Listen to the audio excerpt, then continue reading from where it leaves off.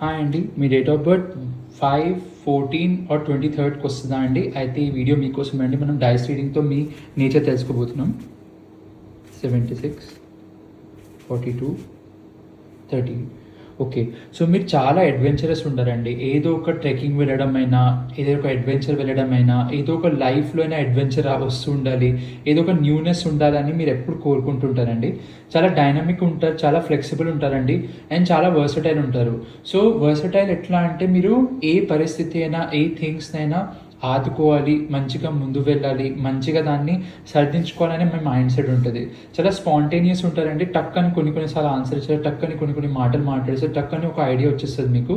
So అదొక positivity మీలో ఉంటుందండి. చాలా హైపర్ ఎక్స్ట్రీమ్ ఎనర్జెటిక్ ఉంటారండి మీరు. అండ్ చాలా ఎందుకంటే ఇంత ఎనర్జెటిక్ ఉంటారు, కొన్నిసార్లు అన్ప్రెడిక్టబుల్ కూడా ఉంటారు, కొన్నిసార్లు సడన్గా లో అయిపోతారు, సడన్గా డిప్రెస్డ్ అయిపోతారు. అదొక ప్రాబ్లమాటిక్ థింగ్ ఉంటుందండి.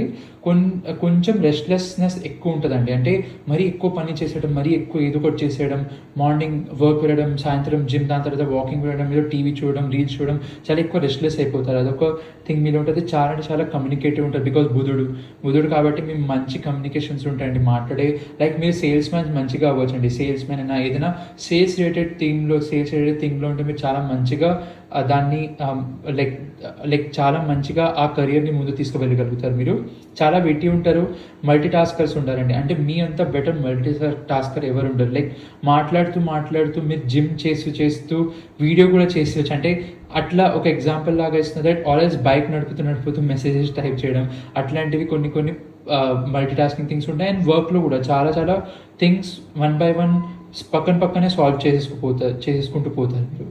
చాలా ఎనలిటికల్ ఉంటారు, బట్ చాలా ఓపెన్ మైండెడ్ ఉంటారండి. ఆంట్రప్రెన్యూర్షిప్ మీలో చాలా ఎక్కువ ఉంటుంది. రిస్క్ టేకర్ ఉంటారండి. మీరు ఏదైనా రిస్క్ తీసుకోవాలి, కానీ ఫాస్ట్ పేస్ ఉంటుంది. మీకు తొందరగా ఏదో ఒకటి కావాలి, ఫాస్ట్గా ఉండాలి. మీరు యూత్ఫుల్ ఉంటారండి. ఇప్పుడు నుంచి 50 years అయినా కూడా మీ యూత్ఫుల్నెస్ ఎప్పుడు వెళ్ళదండి.